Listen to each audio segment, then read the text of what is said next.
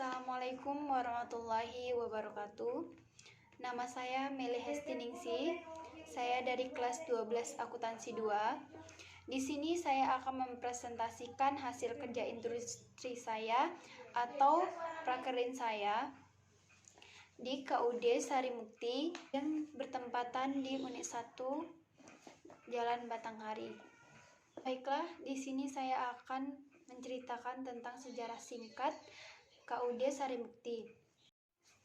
KUD Sarimukti berdiri pada tanggal 2 April tahun 1984 dan pendirinya adalah Bapak Darlim. Pada saat itu dibilang zaman tran atau perpindahan dari penduduk Jawa yang sangat padat ke daerah Jambi yang tanah dan lahannya masih kosong atau disebut transmigrasi.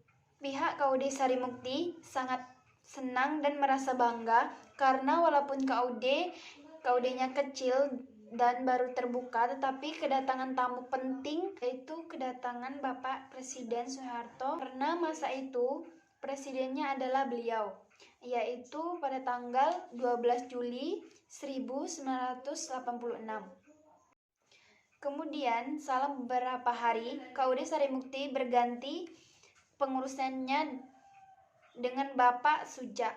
Pada saat itu usaha yang ada di KUD Sarimukti hanyalah pengumpulan hasil pertanian anggota, yaitu kapleng, dan pada tahun 1990 diadakannya perubahan anggota dasar, yaitu ada dua. Satu, dibukanya simpan pinjam Paserba. Dua, penyaluran pupuk. Karena kepemimpinan di KUD Sarimukti berganti 3 tahun sekali, jadi tahun 1993 KUD Sarimukti dikepalai Bapak Martono. Kemudian Bapak Rusmin, Bapak Toha, Bapak Martono, Bapak Tuslim, sampai yang terakhir ini dipimpin KUD sekarang yaitu Bapak Suparno, dengan anggaran dasar yaitu ada 3, 1 produk sawit, 2 penyaluran pupuk, 3 sewa kios. Baiklah, itu saja yang dapat saya sampaikan untuk sejarah singkat tentang KUD Sarimukti. Di KUD Sarimukti, struktur organisasinya sangat jelas dan juga terdapat pengurus dan badan pengawasnya. Pengurusnya tersebut terdapat yaitu Bapak Suryanto sebagai ketua, Bapak Jamin sebagai bendahara, Bapak Sudaryono sebagai sekretaris. Adapun badan pengawasnya yaitu Bapak Slamet sebagai ketua, Bapak Repusmen sebagai anggota, Bapak Sahudi sebagai anggota. Dan di KUD Sarimukti terdapat 2 karyawan, yaitu yang satunya bertempatan di kantor dan yang satunya itu bertempatan di gudang. Dan di KUD Sarimukti terdapat juga ada peraturan dan tata tertibnya, yaitu 1, jam 8 harus tiba di kantor. Yang kedua itu disiplin, dan ketiga tanggung jawab, dan keempat bertutur kata sopan, dan kelima itu melayani konsumen dengan baik, keenam rajin, ketujuh datang tepat waktu, dan saling menghormati, saling kerjasama. Itu peraturan dan tata tertib di KUD Sarimukti yang harus dilaksanakan dengan baik, yang harus ditekuni oleh semua anggota yang bekerja di KUD Sarimukti dan siswa-siswi yang magang di sana. Dan di sana saya mendapatkan pengalaman yang sangat bagus, meskipun sekolah hanya memberikan waktu yang singkat selama 3 minggu karena adanya COVID. Terus adapun pengalaman saya di sana, saya pernah membuat jurnal umum, terus menghitung keluar masuknya pupuk, terus mengawasi dan menghitung ketika ada petani yang membeli pupuk, terus diajari cara sambut dan Saya di sana juga diajarkan untuk mencari sisa hasil usaha atau SHU antara lain di dalam KUD Sarimukti. Usaha yang dilaksanakan selama 1 tahun buku atau 1 periode ada 4 unit usaha. Adapun jumlah pendapatan yang diperoleh dari unit usaha yang dijalankan selama 1 buku atau 1 periode dengan rincian sebagai berikut, yaitu unit usahanya yaitu simpan pinjam, pupuk, sawit, sama jasa sewa toko dan lapak.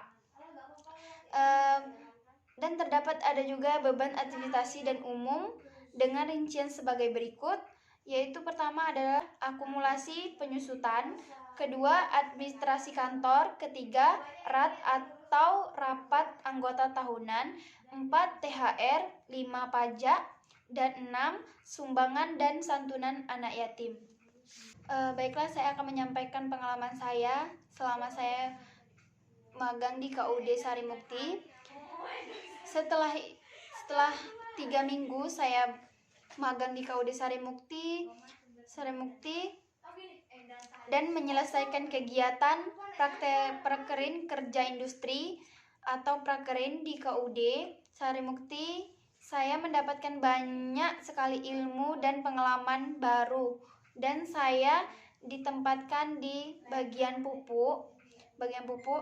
Dengan demikian saya dapat lebih memahami tentang industri pupuk, yang mana saya bisa mengetahui bahwa penjualan dilaksanakan secara kredit tunai dengan ketentuan-ketentuan yang berlaku, yaitu pupuk tersedia sesuai dengan kebutuhan petani. Kedua itu menjual, mengencer pupuk sesuai dengan RDKK yang diajukan oleh petani melalui kelompok tani. Penjualan secara tunai atau kredit langsung kepada anggota atau petani dengan harga penetapan pemerintah atau yang bersubsidi pada saat penjualan dilakukan. Selama saya magang di sana, saya juga mendapatkan hambatan atau kendala selama saya prakerin, yaitu ketika saya diperintahkan untuk melakukan transaksi dengan orang lain, masih kurang paham bagaimana caranya.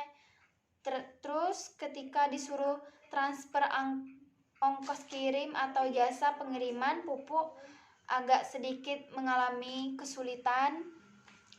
Terus saya juga kurang paham untuk pembukuannya. Di sini saya akan menyampaikan saran-saran saya agar pelaksanaan prakerin berikutnya atau mendatang bisa menjadi lebih baik.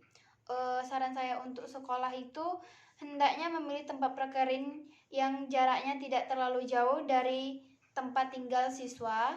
Yang keempat, hendaknya menempati peserta siswa prakerin disesuaikan dengan program studi masing-masing siswa.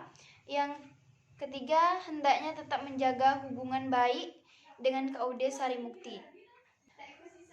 Saran saya bagi perusahaan yaitu mengharapkan kesediaan untuk menerima rekan kami yang akan datang, khususnya SMK Negeri 3 Bungo yang membutuhkan bimbingan praktek atau prakerin. Saya ucapkan banyak terima kasih kepada banyak pihak yang telah membantu dalam pelaksanaan praktek kerja industri ini.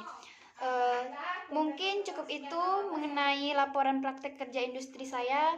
Kurang dan lebihnya saya mohon maaf. Saya akhiri. Wassalamualaikum warahmatullahi wabarakatuh.